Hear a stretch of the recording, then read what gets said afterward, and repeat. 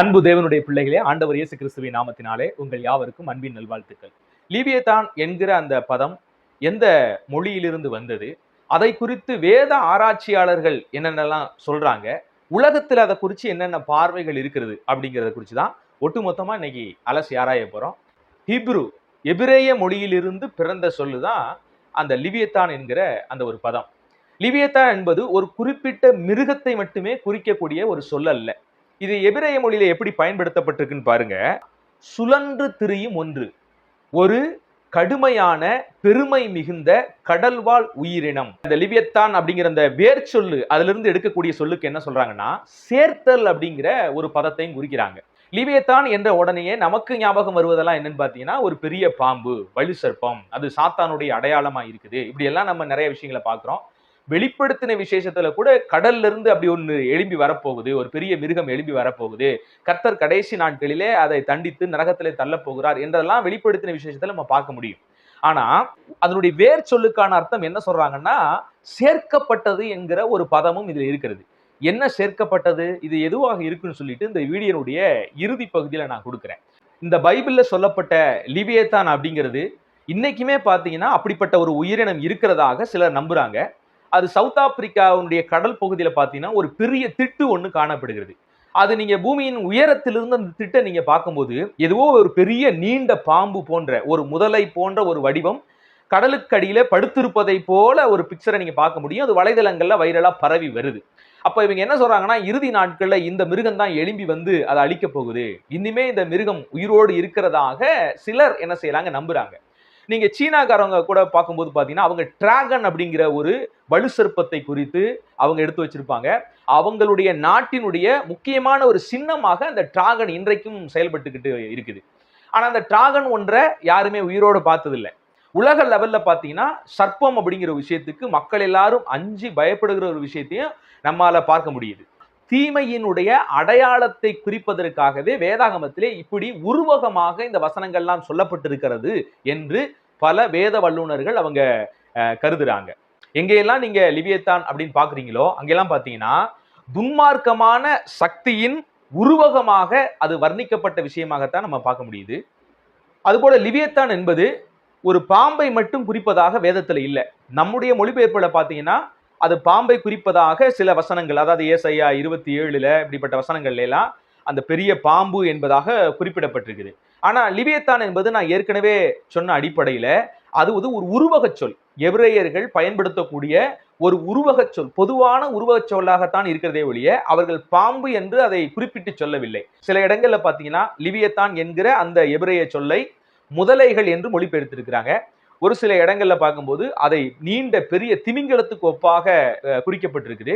அதே போல பாம்புக்கும், பெரிய பாம்புக்கும் ஒப்பாக வேதம் பேசுது.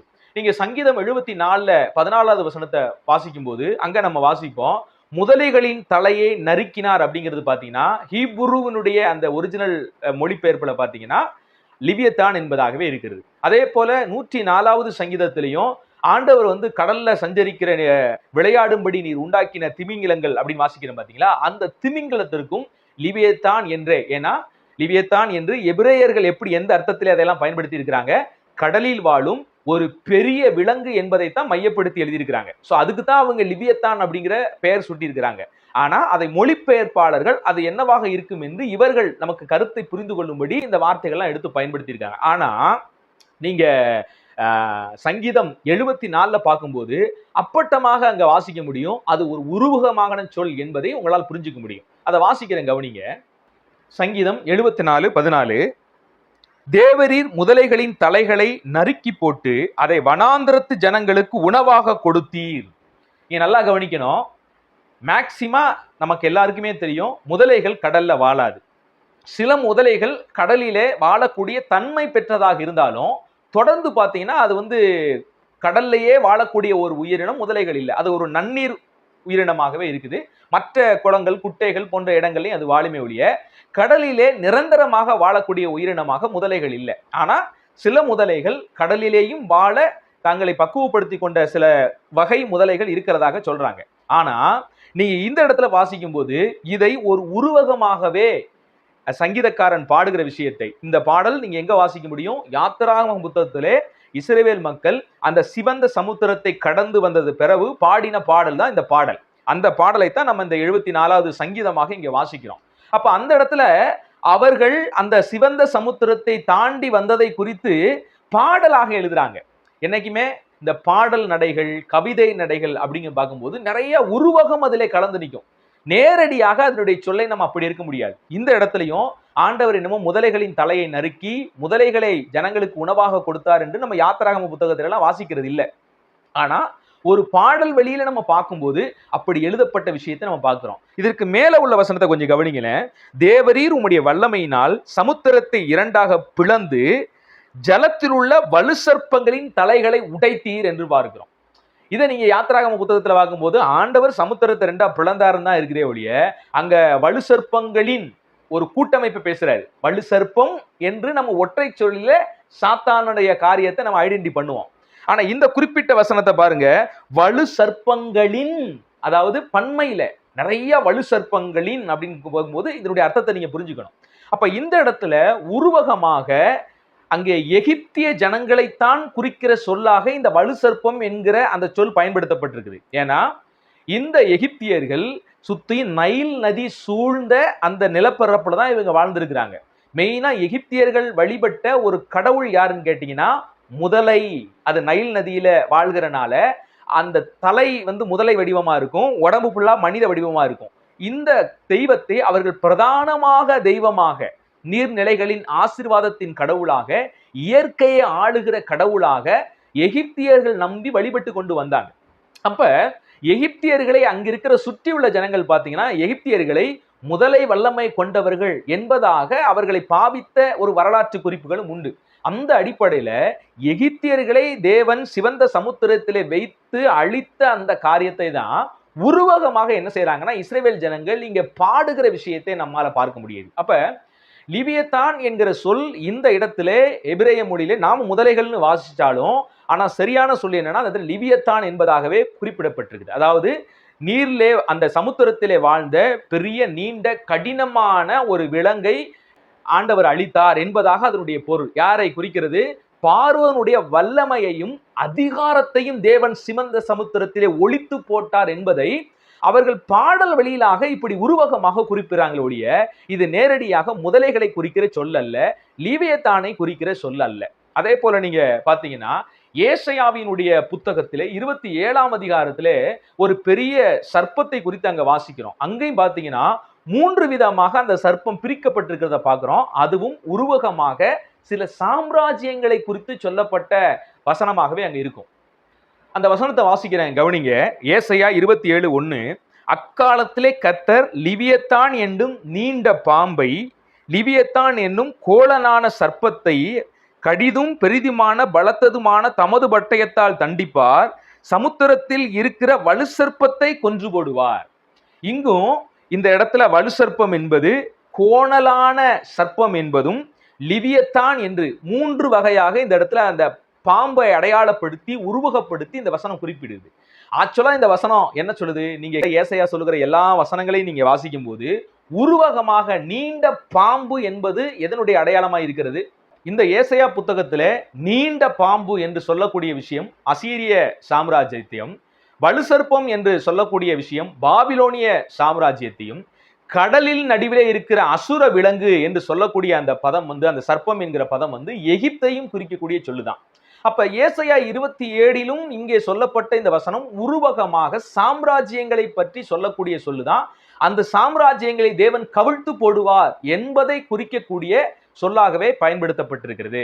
இந்த சொல்ல எபிரேயர்கள் எப்படி எடுத்து பயன்படுத்துறாங்க? இந்த லிவியத்தான் கடல்ல வாழ்கிற உயிரினங்கள் பார்க்கும்போது பாபிலோனிய சாம்ராஜ்யத்துல காணப்படுகிற ஒரு மித்தாலஜி அடிப்படையில இருந்த ஒரு விஷயத்தை தான் எபிரேயர்கள் எடுத்து அதை உருவகமாக பயன்படுத்துகிறார்கள் என்றும் சில வரலாற்று ஆசிரியர்கள் சொல்றாங்க.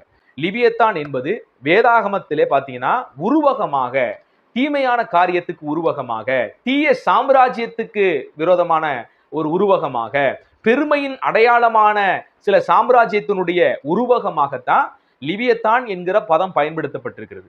அதே சமயத்துல நீங்க யோபு 41ஆம் அதிகாரத்துல ஒரு லிவியத்தான் குறித்து யோபு கிட்ட கடவுள் பேசுறதாக நம்ம பார்க்கிறோம்.